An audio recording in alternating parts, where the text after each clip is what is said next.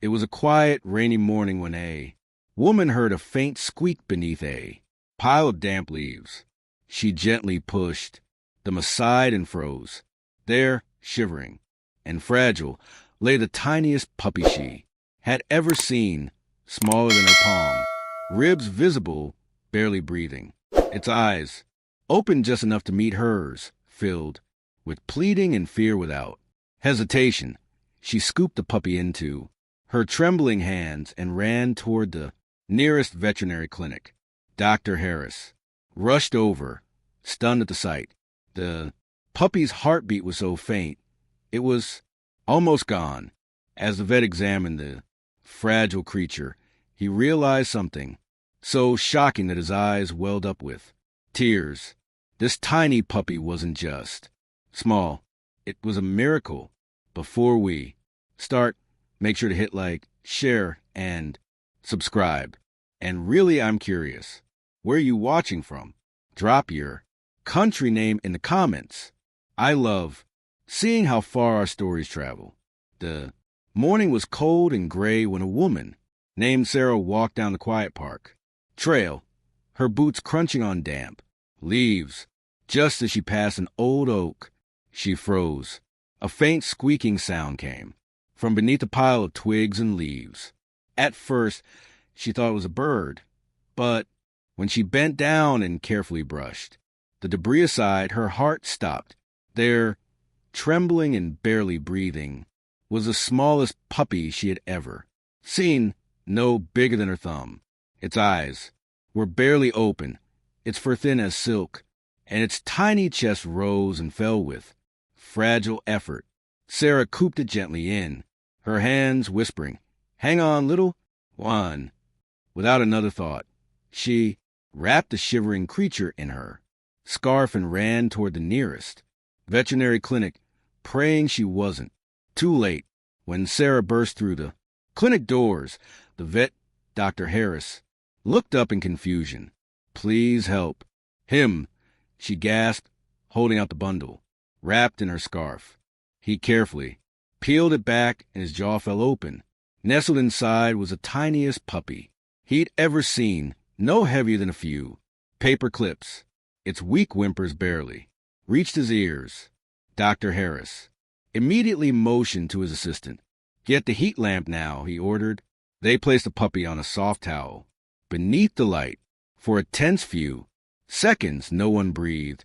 The little creature's heartbeat was faint and erratic, its breathing uneven. Every inhale a battle. The vet leaned closer, whispering softly, "Come on, little one, stay with me." He could feel the warmth slowly returning to its body.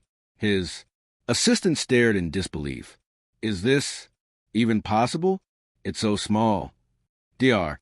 Harris shook his head. "I've seen premature pups, but nothing like this." He carefully examined the puppy's lungs, pulse, and bones, all underdeveloped yet astonishingly strong. The puppy let out a faint squeak and tried to lift its head.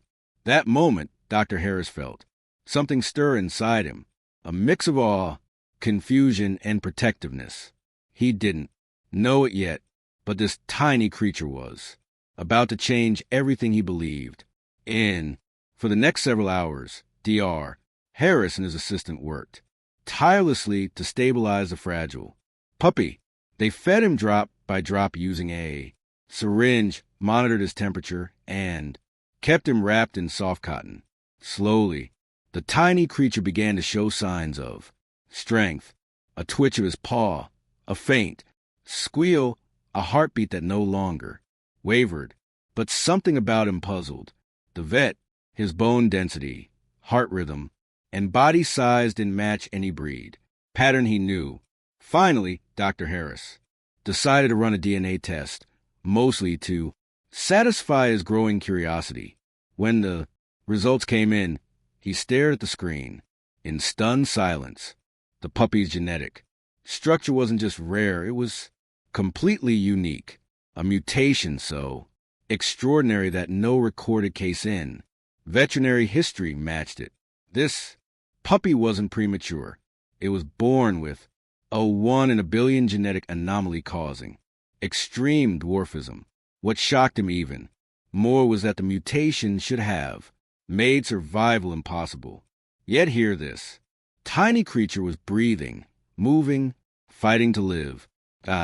Dr. Harris slumped into his chair, whispering to himself, "You shouldn't even be alive, and yet you're here." He looked down at the puppy, who blinked up at him weakly, as if saying, "I'm not done fighting yet."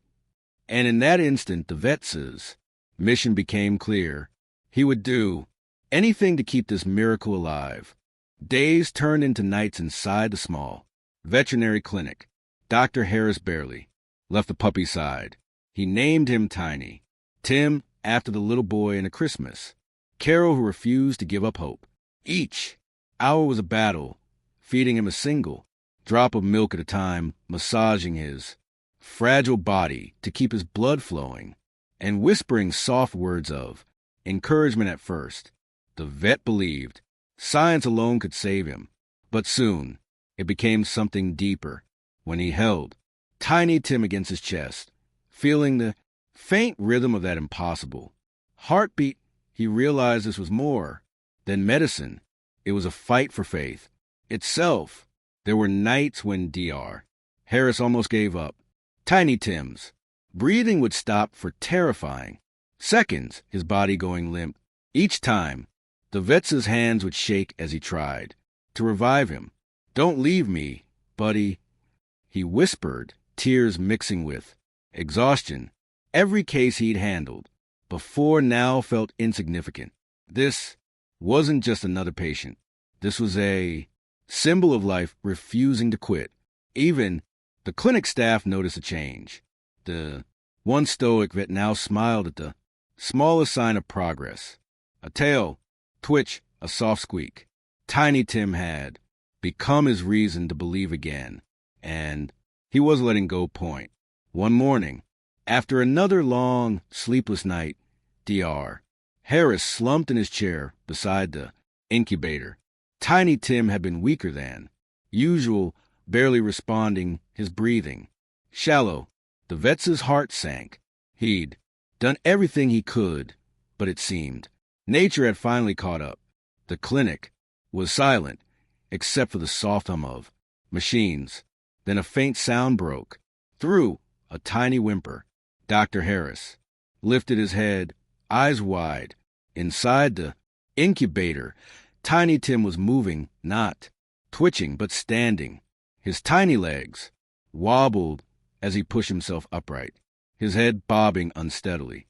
"Tim," the vet whispered, standing in disbelief. The little pup took a shaky step forward, then another, letting out the smallest bark he'd ever heard. Tears flooded Dr. Harris's eyes. He opened the incubator, and Tiny Tim stumbled into his hand, pressing his nose weakly against the vet's fingers. "You did it," he choked out. "You actually did it." The assistant ran in, gasping. "He's walking." Dr. Harris laughed through tears. "He's living." From that moment, the clinic transformed. Every person who entered stopped to see the miracle. Puppy, the creature that defied every law of biology. Tiny Tim wasn't just surviving anymore. He was thriving. Proof that sometimes miracles come in the smallest, most fragile forms imaginable. Weeks later, Tiny Tim had become a global sensation. Dr. Harris, urged by his assistant, began sharing short video clips of the puppy's journey. Online, the feedings, the sleepless nights, the first wobbly steps. Within days, the story spread like wildfire. News outlets picked it up, calling him the miracle puppy. Messages flooded in from around the world, people saying Tiny Tim gave them hope when they'd lost their own. But behind the fame, Dr. Harris stayed humble. He still started each morning the same way, a quiet cup of coffee and a check on his tiny patient. Tiny Tim now weighed almost a pound, small but full of energy. He barked proudly each time the vet entered the room, his little tail wagging with joy point. One afternoon, Dr. Harris lifted Tiny Tim into his palm and smiled. "You reminded me what medicine really means," he whispered. "It's not just about saving lives. It's about believing in them." The clinic staff stood nearby, tears glistening as the vet continued. "You made me remember why I became a healer." That evening, Dr. Harris filmed one last update. In it, Tiny Tim stood tall, barking at the camera. He was supposed to die, the vet said, voice trembling. But instead, he taught us all how to live. The video ended with Tiny Tim curling up in the vet's hand, eyes closing peacefully, and millions watching around the world cried, not out of sadness, but out of pure, restored faith in miracles.